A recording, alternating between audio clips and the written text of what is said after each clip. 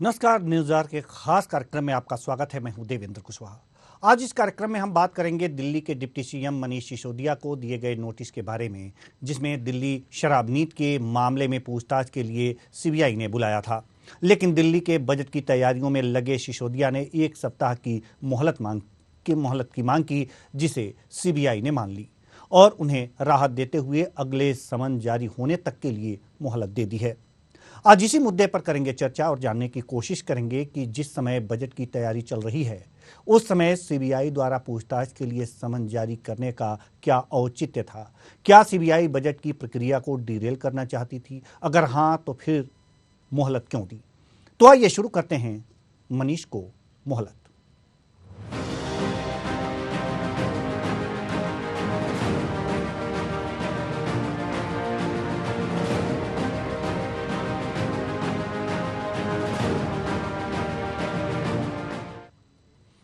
दिल्ली के deputy CM Manish Sisodia आज CBI के दफ्तर नहीं गए।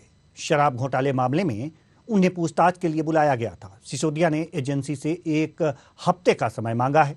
उन्होंने कहा है कि दिल्ली बजट 2023-24 की तैयारी चल रही है और मैं इस काम में बिजी हूं, इस वजह से मुझे और समय दिया जाए। सीबीआई ने सिसोदिया को राहत दे दी है। अधिकारियों ने कहा है कि पूछताछ के लिए जल्द ही दूसरा समन जारी किया जाएगा। दिल्ली के डिप्टी सीएम मनीष सिसोदिया को सीबीआई ने राहत दी है। सीबीआई ने उन्हें आज पूछताछ के लिए बुलाया था, जबकि वे बजट की तैयारियों में व्यस्त होने की बात कर रहे थे। सीबीआई अब पूछताछ के लिए दूसरा समन जारी करेगी। शराब घोटाले मामले में मनीष सिसोदिया ने कहा कि मुझे कल सीबीआई का नोटिस मिला था और आज ही पूछताछ के लिए बुला लिया गया। इस समय मैं दिल्ली का बजट बनाने के काम में लगा हुआ हूं। बजट के काम में देरी नहीं हो, इसलिए एक एक दिन मेरे लिए अहम है। उन्होंने आगे कहा कि सीबीआई के सवालों से नहीं भाग रहा, सिर्फ यह कह रहा हूं कि बजट के काम में इसका असर न हो। सिसोदिया आगे बोले कि मैंने सीबीआई से पूछताछ के लिए फरवरी अंत तक का समय मांगा है। मुझे आशंका है कि बीजेपी मेरी गिरफ्तारी करवा सकती है, लेकिन मैं गिरफ्तारी से नहीं डरता और न ही मैं सवालों से भाग रहा हूं। मैं सीबीआई के हर सवाल का जवाब दूंगा। मनीष सिसोदिया ने क्या कुछ कहा है, आइए आपको सुनवाते हैं। नोटिस मिला था कि आज वो मुझे एक्साइज पॉलिसी की पूछताछ के लिए बुलाना चाहते हैं। मैंने उनसे अनुरोध किया है कि दिल्ली का फाइनेंस मिनिस्टर होने के नाते इस वक्त एक एक दिन क्रूशियल है और मैं दिल्ली के बजट को फाइनलाइज करने में जुटा हुआ हूँ।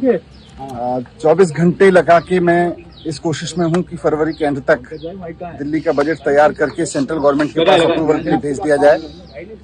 सेंट्रल गवर्नमेंट की मंजूरी के बाद ही दिल्ली विधानसभा में बजट पेश होता है, आप सब जानते हैं। तो फरवरी का लास्ट वीक होने के नाते इस वक्त मेरा एक एक दिन बहुत क्रूशियल है बजट की तैयारियों के लिए, क्योंकि बजट की तैयारी अपने अंतिम चरण में है। तो मैंने उनसे रिक्वेस्ट किया है कि एक बार मैं बजट फाइनल कर लूं और फरवरी के एंड तक ये पूरा हो जाएगा। उसके बाद फरवरी के लास्ट में या फरवरी के लास्ट के बाद में वो जब भी कोई तारीख तय करेंगे, मैं निश्चित रूप से एक्साइज पॉलिसी को लेके उनके जो भी क्वेश्चंस हैं उनका जवाब देना चाहूँगा। इस पूरे मामले को और भी क्लियर करना चाहूँगा और मुझे खुशी होगी। मैंने हमेशा जांच में सहयोग किया है, आगे भी पूरा सहयोग रखूंगा। लेकिन इस समय क्रूशियल टाइम है दिल्ली के बजट के लिए। अगर एक एक दिन इसके लिए इम्पोर्टेंट है, अगर इसमें कुछ डिस्टर्ब होता है तो दिल्ली के बजट के लिए तैयार करने में दिक्कत हो सकती है, उसको फाइनलाइज करने में दिक्कत हो सकती है। इसलिए मैंने उनसे रिक्वेस्ट किया है कि इसके बाद फरवरी के एंड के बाद में वो कभी भी मुझे बुलाएंगे तो मुझे खुशी होगी और उनके सारे सवालों के जवाब मैं दूंगा। मुझे पूरी उम्मीद है कि सीबीआई के अधिकारी इस परिस्थिति को समझेंगे कि दिल्ली के लिए दिल्ली का बजट कितना महत्वपूर्ण है और वित्त मंत्री होने के नाते उसके अंतिम चरण में जब वो उसको फाइनलाइज किया जा रहा है उस वक्त मेरी भूमिका यहाँ एक एक दिन मेरा कितना इम्पोर्टेंट है उसके लिए मुझे पूरी उम्मीद है कि वो इस बात को। अब आइए नजर डाल लेते हैं कि आखिर किस लिए पूछताछ के लिए सीबीआई ने इन्हें समन जारी किया था। तो आपको बता दें कि शराब नीति में घालमेल को लेकर सिसोदिया समेत 15 लोगों पर सीबीआई ने एफआईआर उपराज्यपाल वीके सक्सेना के ऑफिस से गृह मंत्रालय को भेजी गई जानकारी के आधार पर दर्ज की गई है। एजेंसी ने आरोप लगाया है कि सिसोदिया समेत आरोपी सरकारी अफसरों ने सक्षम अथॉरिटी से मंजूरी लिए बगैर ही एक्साइज पॉलिसी बनाई। इसका मकसद टेंडर के बाद कारोबारियों को अनुचित लाभ पहुंचाना था। मामले में सीबीआई ने एफआईआर में मनीष सिसोदिया समेत 15 लोगों को नामजद आरोपी बनाया है। तो ये पूरा मामला है, आज इसी मामले पर हम चर्चा करेंगे और चर्चा के लिए हमारे साथ स्टूडियो में मौजूद हैं अतुल शर्मा जी, प्रवक्ता आप, और हमारे साथ जुड़ेंगे प्रदीप भटनागर जी, बीजेपी प्रवक्ता। माफ़ कीजिएगा, जुड़ चुके हैं प्रदीप भटनागर जी, बीजेपी प्रवक्ता। आपका बहुत बहुत स्वागत है हमारे इस कार्यक्रम में। साथ ही साथ हमारे साथ स्टूडियो में अतुल शर्मा जी, प्रवक्ता आप, आपका भी बहुत बहुत स्वागत है हमारे इस कार्यक्रम में। रमेश शर्मा जी, वरिष्ठ पत्रकार, हमारे साथ जुड़ चुके हैं, आपका भी बहुत बहुत स्वागत है हमारे इस कार्यक्रम में। चर्चा की शुरुआत करते हैं और सबसे पहले अतुल शर्मा जी से हम सवाल लेते हैं कि सीबीआई ने राहत दे दी है, क्या कहेंगे आप? देखिए, मैं सबसे पहली बात तो ये रखना चाहूँगा अपने पार्टी के माध्यम से, बदलापुर गुंडा पार्टी, भारतीय जनता पार्टी का जो सही में नाम होना चाहिए, ये बदलापुर की राजनीति में उतारू हो गए हैं, बदले की राजनीति में उतारू हो गए हैं, करते भी आए हैं और आज फिर एक बार करके दिखाया। मैं आपको बताना चाहूँगा कि शुक्रवार को सुप्रीम कोर्ट का, जो हमारे देश की सर्वोच्च न्यायालय है, उसका फैसला आता है। ये पूरा एमसीडी के ही इर्द गिर्द ये कहानी घूम रही है, दिल्ली एमसीडी मेयर के चुनाव के इर्द गिर्द जी। तो जैसे ही सुप्रीम कोर्ट का आदेश आता है शुक्रवार को कि मनोनीत सदस्य, एल्डरमैन, ये सब वोट नहीं डाल सकते हैं, बिल्कुल इलेक्टेड मेंबर्स ही केवल वोट डालेंगे और बाकी कोई नहीं डाल सकता है। तो ये एक बार बीजेपी का चेहरा फिर से साफ हुआ कि बीजेपी किस तरह की राजनीति कर रही है। अब बौखलाई हुई बीजेपी करे तो करे क्या, खिसियानी बिल्ली खंभा नोचे। तो इन्होंने शनिवार को सुबह क्या किया कि मनीष सर के यहाँ, जो कि हमारे फाइनेंस मिनिस्टर भी हैं और सबको पता है कि दिल्ली का बजट इस समय तैयार हो रहा है, दिन रात वो लगे हुए हैं, तो इन्होंने शनिवार को 24 घंटे भी नहीं बीते थे, शनिवार को सीबीआई के माध्यम से भारतीय गुंडा पार्टी ने, बदलापुर गुंडा पार्टी ने सम्मन भिजवा दिया। तो अब सम्मन भिजवाने के बाद देखिए, पहले भी बहुत सारी जांचें सीबीआई कर चुकी हैं इस एक्साइज पॉलिसी के चलते। मनीष सिसोदिया जी के बैंक अकाउंट खंगाले गए, उनके गांव तक गया, पूरी टीम गई और उनके घर तक में बहुत जांचें हुई, कई बार हुई, कुछ भी नहीं मिला। तो आगे भी इनको कुछ भी नहीं मिलेगा। तो मेरा निवेदन है कि जनता के विकास का काम करें और दिल्ली की बजट रोकने का कोशिश ना करें, क्योंकि अगर बजट रुक जाएगा तो फिर पब्लिक का डेवलपमेंट कैसे होगा। तो आप तो ये सीधे सीधे जनता से भी दुश्मनी कर रहे हैं और जनता ये सब देख रही है, जनता जनार्दन है। यानी कि बीजेपी खिसियानी बिल्ली हो गई है और खंभा नोच रही है। प्रदीप भटनागर जी, जी जवाब दीजिए, कहाँ खंभा नोच रहे हैं आप? असल में अभी आपने वक्तव्य सुनाया था मनीष जी का, और आदरणीय मनीष सिसोदिया जी दिल्ली के मुख्यमंत्री है, बहुत बड़ा आभार है मुख्यमंत्री का। कहीं आपने सुना उनके शब्दों में गिरफ्तारी का शब्द? नहीं सुना। उन्होंने कहा कि पूछताछ के लिए बुलाया गया, मगर पूरी पार्टी, इनके प्रवक्ता और सारे नेता जुट गए हैं बदनाम करने के लिए कि इनको गिरफ्तारी के लिए बुलाया जा रहा है, गिरफ्तारी के लिए बुलाया जा रहा है। जिस दिल्ली शहर का जो मुख्यमंत्री शराब माफिया हो और उस पे केस ना चले, कानून है ना, और उस शराब माफिया के मुखिया को बुलाने के लिए सीबीआई ने नोटिस भेजा है कि बता भाई, जो तुम एक बोतल साथ 2 बोतल फ्री दे रहे थे, वो कौन सी स्कीम थी भाई? कौन सा टैक्स था जो सरकार को भी जा रहा था और आपकी जेब में भी जा रहा था, और 2 बोतल फ्री भी जा रही थी? तो जवाब देना पड़ेगा। 500 करोड़ रुपया घोटाला करा है, और जो 100 करोड़ रुपए से ऊपर जो गोवा में ले गए चुनाव लड़ने के लिए, उसका जवाब देना पड़ेगा। कि सबसे जो जनता की जो सेवा के लिए आई थी और जनता लूट पार्टी बन गई, अरे वो हमने अपनी चीजों को देखा। ये 500 वाला आंकड़ा कहां से ले आए? और थोड़ी प्रैक्टिकल बात करूंगा, और टोटल प्रैक्टिकल चीजों में कहीं हो तो कह देना मैं झूठ बोल रहा है। इनके एक मंत्री है, और जो मंत्री जेल में है सत्येंद्र जैन जी, और वो भी पद पे है, जेल में ना तो काम कर रहे, ना मंत्री मंडल चल रहा। जो मंत्री की तनख्वाह जो उन्हें मिल रही है महीनों से, क्या वो जनता पे अन्याय नहीं है? जो खुद इस्तीफा नहीं दे रहे, ना मुख्यमंत्री के जो आंकड़े हैं, उस पैसे का जवाब देगा। जी अतुल शर्मा जी पूछ रहे हैं, ये 500 करोड़ के जो आंकड़े हैं आपके पास कहाँ से आए हैं? ये सबके पास पता है, इन्होंने जो आंकड़े क्या करेंगे तो सब दुनिया को पता है, मीडिया ने खूब दिखाया है, और सब इसी चीज जांच इसलिए जांच हो रही है कि ये 500 करोड़ है या 1200 करोड़ है, किसी जांच तो इसी चीज की है। इस आंकड़े की पुष्टि कोई भी नहीं कर सकता, ना कोई संस्था की है अभी तक और ना तो कोर्ट किया है अभी तक। सीबीआई ये सोशल मीडिया के आंकड़े मत दीजिए प्रदीप जी, सोशल मीडिया के आंकड़े मत दीजिए, मुद्दे की बात करिए। कुशवाहा जी पूछ रहे हैं मुझसे जी। कुशवाहा जी, सोशल मीडिया के आंकड़े नहीं है ये, और आंकड़ों पे ही चलती है मीडिया भी और देश भी जी। तो ये आंकड़े कहाँ जाके रुकते हैं, ये तो जब प्रत्यक्ष सामने प्रमाण आएगा तो दिखाई देगा। प्रमाण आए नहीं है ना, अतुल जी का यही कहना है कि प्रमाण तो आए नहीं है ना अभी। मगर ये जो लोग झूठ बोल रहे हैं बैठ के आपके चैनलों के माध्यम से कि गिरफ्तारी और गिरफ्तारी गिरफ्तारी गिरफ्तारी, जब कुछ किया ही नहीं है तो डर आएगा। काय के लिए प्रेस कॉन्फ्रेंस कर रहे हैं, काय के लिए चिल्ला रहे हैं भाई, जब वो पाक साफ है, स्वच्छ है, और आप कहते हैं तो पहले भी स्वच्छता से निकले। अब तक सीबीआई ने जो जांच की है उसमें पाक साफ तो दिखे हैं ना। सीबीआई ने जो जांच की है, मगर सीबीआई ने अपनी रिपोर्ट नहीं दी है। मनीष जी ने सीबीआई ने रिपोर्ट नहीं दी और आप 500 करोड़ के घोटाले का आंकड़ा कहां से लेके आ गए? जवाब दीजिए इस बात का। आज इस चैनल के माध्यम से सारी जनता सुन रही है। उससे कौन कुशवाहा जी।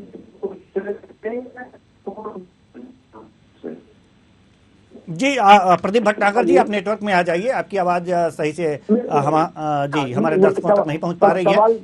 अभी सवाल कौन कर रहे थे मेरे से? आप ही पूछ रहे थे जी। जी, ये लोग जो हैं, ये लोग वो हैं कि दिल्ली का विकास नहीं करा, बेड़ा गर्क कर दिया। ठीक है, दिल्ली का बेड़ा गर्क करने के लिए अब ये एमसीडी में आ रहे हैं। आज जो इनके मंत्री और मुख्यमंत्री है मनीष जी, और जो पीडब्ल्यूडी मंत्री भी हैं, जरा बताएंगे दिल्ली की माली हालत इतनी खराब है। एक दिल्ली का हम आपके पास आएंगे सर, हम आपके पास आएंगे सर। पीडब्ल्यूडी की सब हम बात करेंगे, लेकिन अभी शराब नीति पे बात होगी। 2015 की दिल्ली की बात कर रहे हैं, एक बार अभी घूम के आइए। बार बोले जा रहे हैं, बार कौन है बीच में 12 बोले जा रहे हैं? जी। प्रवक्ता हैं आम आदमी पार्टी के अतुल शर्मा जी। अतुल शर्मा जी प्रवक्ता हैं आम आदमी पार्टी के। कैसे प्रवक्ता? सुनते नहीं है, बिल्कुल पीछे बोले जा रहे हैं बार। आप देखिए, आप हमेशा यही करते हैं, आप बोलते रहे, झूठे आंकड़े देते रहे और मैं चुप बैठ के सुनता रहूं। मैं अपने पार्टी का पक्ष नहीं रखूं। आपकी बारी आई, मैं बोला, आपको सुना ना मैंने? तो मेरी बात सही थी इसलिए आपने सुना, आपने कहीं विरोध नहीं किया। अब आप झूठे आंकड़े दे रहे हैं, झूठी दलीलें दे रहे हैं, झूठी बातें कर रहे हैं, तो मैं क्यों ना बोलूं? आपके मुख्यमंत्री ने कहा था 15,000 बसें दूंगा इलेक्ट्रॉनिक भी। आपके मुख्यमंत्री ने कहा था 100 नए स्कूल बनाए, 12 बड़ी यूनिवर्सिटी बनाई। ठीक है सर, सब बन रहा है, रोड बन रहा है। ठीक है सर, हमारे साथ वरिष्ठ पत्रकार रमेश शर्मा जी भी मौजूद हैं। सिंगापुर की तरह बना देंगे। आवाज इनकी साफ नहीं आ रही। ठीक है। रमेश शर्मा जी भी वरिष्ठ पत्रकार हमारे साथ मौजूद हैं। जी शर्मा जी, हम आपके पास आना चाहेंगे और जानना चाहेंगे कि ये जो सीबीआई की नोटिस आई है, ये क्या कहलाता है नोटिस इस समय जब दिल्ली का बजट की तैयारी हो रही हो?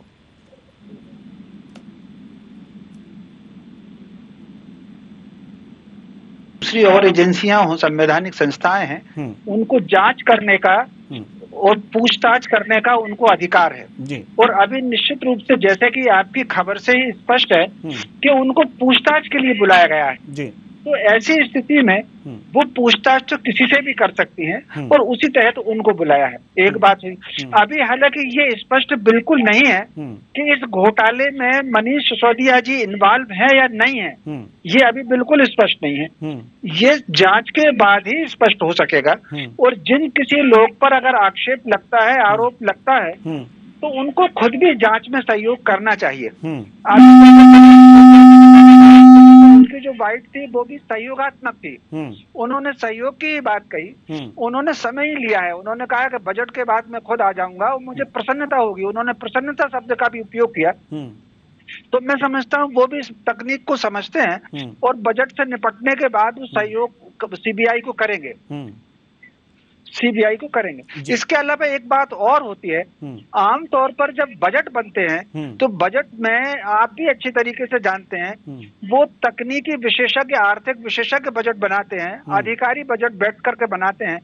सरकार किसी की भी हो, वो अपनी बजट बनाने से पहले अपनी प्राथमिकताएं उनको बताते हैं और जो घोषणाएं हुई हैं उन घोषणाओं को कितना शामिल किया जाए कितना नहीं किया जाए ये बताते हैं। बाकी तैयार सारे विशेषज्ञ बनाते हैं, वो रात दिन बैठते हैं, किसी राजनेता का उसमें बहुत इन्वॉल्वमेंट नहीं होता।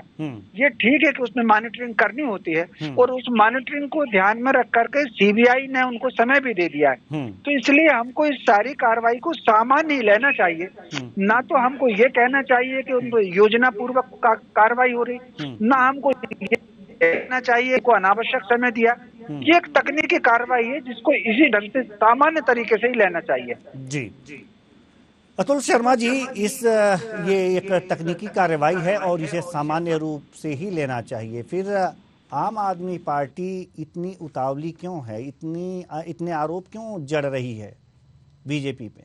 आप पीछे का भी देख लीजिए और अब आगे की भी मैं आपको बात बता दूं कि ये तिल का ताड़ बनाते हैं ये लोग। अब इस घोटाले की बात कर लीजिए, ऐसा कुछ घोटाला हुआ ही नहीं है ही नहीं, लेकिन सीबीआई के माध्यम से भारतीय गुंडा पार्टी जो है तो सिसोदिया जी को और हमारे पार्टी के और लोगों को कितना परेशान कर रही है। और आप देखिएगा कि समय के साथ कुछ भी नहीं मिलना है। यही एक्साइज पॉलिसी आपकी पंजाब में हमारी सरकार ने लागू की और वहां का आबकारी राजस्व वृद्धि की ओर है। आप आंकड़े उठा के देख सकते हैं, गूगल में डाल के देख सकते हैं। तो अब उस एक्साइज पॉलिसी से वहां हम वृद्धि कर रहे हैं, हमारा वहां आबकारी राजस्व बढ़ रहा है और उस पे यहाँ पे घोटाले की बात हो रही है। अब वहां हमारी सरकार है तो वहां पे ये पूरी तरह से सारी पुलिस व्यवस्थाएं सारी हमारी हैं, तो वहां पे ज्यादा इंटरफियर कर नहीं सकते हैं। अब दिल्ली में पुलिस भी इनकी है, सीबीआई ईडी तो है ही इनकी सही।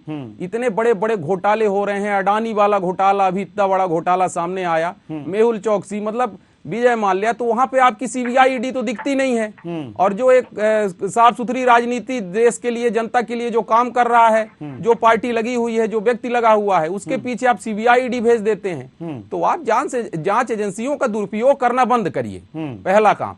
बहुत सारे भ्रष्टाचारी देश में पड़े हैं, आप किसी भी विभाग में चले जाएं, किसी भी मंत्री के यहाँ चले जाएं, चुनाव के पहले ये 500 रुपए 1000 रुपए दिखाते हैं अपनी कुल संपत्ति और 50 डिसमिल 20 डिसमिल जमीन दिखाते हैं, और एक बार विधायक मंत्री बन जाते हैं तो ये 500 करोड़ 1000 करोड़ के मालिक बन जाते हैं। तो वहां पे सीबीआई ईडी क्यों नहीं भेजते हैं आप लोग? और जो बच्चों की शिक्षा के लिए काम कर रहा है, जो दिल्ली के विकास के लिए काम कर रहा है, तो आप उसके पीछे सीबीआई ईडी लगा रहे हैं, उसके खातों के पैसे चेक कर रहे हैं, उसके घर में जाके तकिया फाड़ के चेक कर रहे हैं। तो ये व्यवस्थाएं जनता देख रही है और ये बहुत दिन ये आप बदलापुर वाली राजनीति नहीं कर पाएंगे। तो कुछ जनता के हित के लिए विकास के लिए काम करिए। और सीबीआई ईडी का दुरुपयोग तो बिल्कुल बीजेपी बदलापुर पार्टी से मैं हाथ जोड़ के निवेदन करता हूं कि आप इनको भ्रष्टाचारियों के खिलाफ और मंत्रियों के खिलाफ लगाइए, काम करने वाले लोगों के पीछे मत छोड़िए। जी प्रदीप भटनागर जी, बदलापुर क्यों निकाल रहे हैं? बदलापुर पार्टी क्यों नाम आ रहा है बार बार?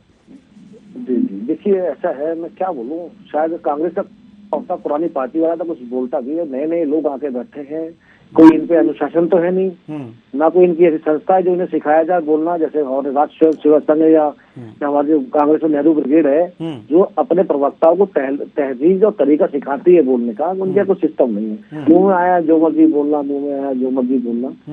पर मैं क्या बोलूं ऐसे आदमी के लिए, देखिए आपने बात करी अगर आम आदमी पार्टी की, पंजाब चले गए और मैं पंजाब नहीं जाता, मैं दिल्ली रहूंगा मैं। ठीक है, दिल्ली के जो आज आप अर्थव्यवस्था की बात कर रहे हैं, आपने हजारों करोड़ रुपए केंद्र सरकार ने इनको दिए जमुना सफाई के लिए, वो कहाँ चले गए? आप शराब की बात करें, आपको क्या जरूरत थी शराब के बारे में? अगर आप सही थे, मैं पूछता हूं, मैं आप अगर आज आदरणीय मनीष सिसोदिया जी अगर सही थे तो सिसोदिया साहब ने शराब नीति को वापस क्यों लिया? उस पर अड़े क्यों नहीं रहे कि नहीं जो शराब नीति बनाई है वो एक्यूरेट है और हम इसकी जांच के लिए तैयार है, शराब नीति चेंज नहीं होगी। उसे कहते हैं एक मजबूत राजनीतिज्ञ और एक मजबूत जवान। पहली चीज, ये साहब बात कर रहे थे घोटालों की भी, तो ये घोटाला करते हैं, इन्हें थोड़ा सा ये समझाइए, कुशवाहा जी बताइए कि ये जो शेयर गिरे हैं ये घोटाले नहीं होते, ये नुकसान होता है। घोटाले में नुकसान में बड़ा फर्क होता है। तो शेयर बाजार में जो गिरे, तो थोड़ा सा इन चीजों को आपको समझना पड़ेगा बोलने से पहले, तो आपको चीजों को पढ़ना पड़ेगा, ट्रांसलेशन करनी पड़ेगी बैठ के आपको। जो आप साहब नीरव मोदी के बारे में बात करी, मेहुल चोकसी बारे में बात करी, तो थोड़ा पिछला फीडबैक भी आप कृपया पढ़ला करें और देख लीजिए कि एक दिन में लोन नहीं हुआ करता है या 2 दिन में लोन नहीं हुआ करता है। तो थोड़ी सी चीजों पे बोलने से पहले आपको ये भी देखना पड़ेगा जो देश में सरकार चला रही है उसने क्या किया। आज आपकी दिल्ली की जनता आप लोगों से पूछना चाहती है कि आपने दिल्ली में पानी की जो त्राहिमाम गर्मियों में होगी, जितना लाखों लीटर, लाखों गैलन पानी जो वेस्ट पानी जमुना जी में जाता है, जो जमुना आज नाली की तरह गंदी और बदबूदार हो गई है, आपने कितने ट्रीटमेंट प्लांट बना दिए, वाटर ट्रीटमेंट प्लांट दिल्ली के लिए, थोड़ा एक बार बता दीजिए साहब। इनका वो हाल है कि इन्होंने 5 साल पहले बोला था कि हम दिल्ली को 15,000 इलेक्ट्रॉनिक बस देंगे जो कि धुआं रहित होगी, और 5 साल में कितनी बसें मिली? 300 बस मिली है। क्यों? क्योंकि ये जो फंड मिलता है वो फंड कहाँ जाता है उसके बारे में नहीं बताते। पहली चीज, पुष्पा जी छोटा सवाल मेरा बताइए कि इन पे जो है इस सुप्रीम कोर्ट ने आदेश करे, दिल्ली हाई कोर्ट ने आदेश करे कि 168 करोड़ रुपए जो आपने हराम में खर्च करे हैं, मध्य प्रदेश में कितनी इलेक्ट्रिक बसें चल रही हैं बताइए जरा। मैं दिल्ली की बात कर रहा हूँ, मैं दिल्ली की ही बात कर रहा हूँ कि दिल्ली में पूरे भारत देश में जिस हिसाब से इलेक्ट्रिक बसें बढ़ाई जा रही हैं उस तरह किसी भी प्रदेश में नहीं बढ़ी हैं। मैं पूरा कर लूं शर्मा जी, मुझे डिफाइन करिएगा जब आपकी बारी आ जाए। तो दिल्ली की जनता पूछ रही है कि आज PWD रोड जो टूटे पड़े हैं, सड़े पड़े हैं, उनकी फुटपाथें टूटी पड़ी है, वो क्यों नहीं करी? आज MCD में आने के बावजूद भी इतना बुरा हाल है गलियों का। आज जो गाड़ियां चल रही थी उनका इतना बुरा हाल है, कुछ मत। इन्होंने 4 का 6 महीने से DTC बस के ड्राइवरों की तनख्वाह नहीं दी। इन्होंने जो सिविल डिफेंस वाले थे उनकी तनख्वाह नहीं दी, टीचरों की तनख्वाह नहीं दी, टीचरों की तनख्वाह इन्होंने नहीं दी। इन्होंने एक नौकरी नहीं दी। 8-10 साल में 3 बार अगर ये कहते सरकार बनाइए, एक नौकरी दी तो बता दें। बस इन्होंने जो अपने कार्यकाल पूरे करे तो वो केवल करे गवर्नर से दिल्ली पे लड़ाई लड़ने में। बस अभी आप देखिए लड़ाई लड़ने में हमारी महिला बस ड्राइवर वहाँ पे हैं। थोड़ा खबर रखिएगा, थोड़ा सा आप सीरियस हो जाइए। आप प्रवक्ता बन के बैठे, आप जब से डिबेट में बैठे हैं आप मतलब कुछ भी कोई भी आंकड़े कुछ भी बोल रहे हैं। लीजिए पंजाब चले, कुशवाहा जी पंजाब की बात कर रहे हैं, मैं पंजाब के बारे में नहीं बोलना चाहता था। आप प्रत्यक्ष रोज पंजाब को दिखाते हैं, क्या कोई ऐसा दिन है जहाँ वहाँ से हथियार ना गिर रहे हो, वहाँ पे ड्रग्स ना गिर रहे हो, वहाँ पे गुंडागर्दी ना बढ़ रही हो? एक दिन बता दीजिए जिसने एक खबर ना चलाई हो आपने। इन्होंने वो खालिस्तानी जो जिंदा करे इन्होंने आतंकवादियों को। पाकिस्तान में खालिस्तान जिंदाबाद के नारे लग रहे हो इनके। कुछ मध्य प्रदेश की भी बात कर लीजिए जहां आपकी सरकार है। ठीक है, अरे भैया मध्य प्रदेश डिबेट रखवा दीजिए, आप मैं पूरा बोलूंगा। ठीक है, तो जिस पे डिबेट थी उस मुद्दे में तो आपने कोई बात ही नहीं की। हाँ तो आप कुशवाहा जी को बोलिए, आप ठीक है, कुशवाहा जी को बोलिए, मध्य प्रदेश डिबेट कर विकास यात्रा निकाल रहे हैं आप। आपकी विकास यात्रा को जनता क्या रिस्पांस दे रही है वो तो आपको समझ में आ ही रहा है, मिल ही रहा है, सब देख रहे हैं सब लोग। ये जो स्कूल मॉडल कहते हैं, एक ही रोड का 3 बार भूमि पूजन किया जा रहा है। कल मैं नरेला विधानसभा में गया था, कल मैं नरेला विधानसभा गया था तो वहाँ एक ही रोड का 3 बार भूमि पूजन हो चुका है और रोड अभी तक नहीं बनी। यहाँ तो भूमि पूजन ये है आपके मध्य प्रदेश में शिवराज मामा का विकास मॉडल। 8 साल में पुल नहीं बनाया दिल्ली में। और हमारे दिल्ली में ये 2 महीने से ऊपर हो गए, हमारा मेयर नहीं सुनने दे रहे हैं। प्लांट के आपने प्लांट लगाए, बता दीजिए पानी साफ। सब प्लांट लग रहे हैं, आप दिल्ली जाके देखिए तो आप यहीं से दिल्ली की भविष्यवाणी कर रहे हैं। मैं दिल्ली में बैठा हूँ, वहाँ हम सब काम कर रहे हैं इसीलिए तो वहाँ की जनता हमें चुन रही है। बैठा हूँ मैं दिल्ली में बैठा हूँ। हाँ तो दिल्ली में आप देख के आइए, घूम के आइए। आप कहाँ बैठे? दिल्ली में बैठा हूँ भैया, रोज दिल्ली में घूमता हूँ। आप जाके घूम के देख के आइए। ठीक है सर, ठीक है, आप दिल्ली चले जाइएगा और आप मध्य प्रदेश आ जाइएगा, एक दूसरे की सरकारों के काम देख लीजिएगा। लेकिन अब हम जाना चाहते हैं रमेश शर्मा जो वरिष्ठ पत्रकार हैं, आप दोनों को बड़े ही ध्यानपूर्वक सुने हैं। रमेश शर्मा जी, सवाल आपसे है कि वास्तव में जो कुछ चल रहा है दिल्ली में उससे दिल्ली की राजनीति कितनी प्रभावित होने वाली है? देखिए मेरी दृष्टि में इससे दिल्ली की राजनीति कोई प्रभावित नहीं होगी। उसका कारण ये है कि अगर आप राजनीति को देखेंगे, स्वतंत्रता के बाद जैसे जैसे समय बीतता है राजनेताओं की छवि में गिरावट आई है। लगभग हर दल के साथ ऐसी स्थिति रही है।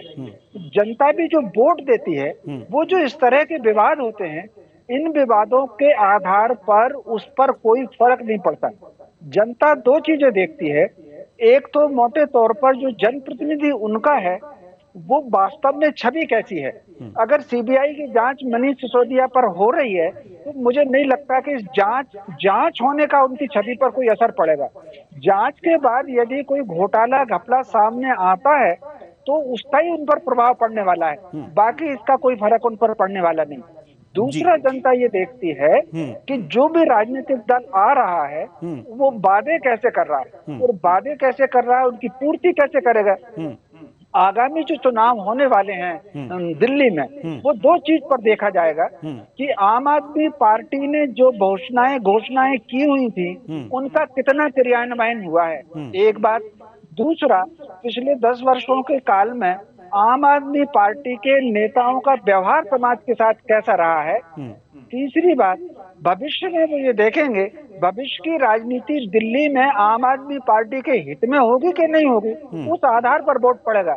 ये जो तथाकथित घोटाले होते हैं, मेरी दृष्टि में इनका मतदाता पर कोई असर नहीं पड़ता, क्योंकि दोनों तरह की मानसिकताएं आती हैं। कुछ लोग मान करके चलते हैं कि राजनेता भ्रष्ट है, कार्रवाई सही हो रही है, और कुछ लोग मान करके चलते हैं कि राजनीतिक विद्वेष पूर्वक कार्रवाई हो रही है।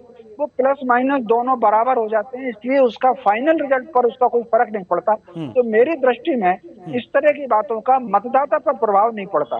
जी, इस तरह की बातों का मतदाता पर प्रभाव नहीं पड़ता। बहुत बहुत धन्यवाद तीनों मेहमानों का। तीनों मेहमान आए और अपने अपने विचार साझा किए। तो कुल मिलाकर दिल्ली में सीबीआई की जांच चल रही है, शराब घोटाले मामले में जांच चल रही है, और मनीष सिसोदिया जो डिप्टी सीएम है दिल्ली के, उन पर समन जारी किया सीबीआई ने पूछताछ के लिए, लेकिन वह समन कैंसिल कर दिया गया क्योंकि बजट की तैयारी में मनीष सिसोदिया लगे हुए हैं।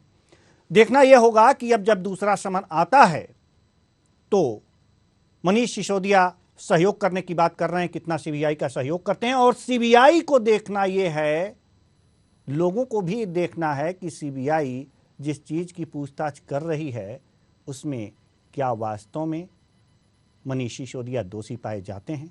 इसका इंतजार भी लोगों को है। फिलहाल इस कार्यक्रम में इतना ही। मुझे दीजिए इजाजत। नमस्कार।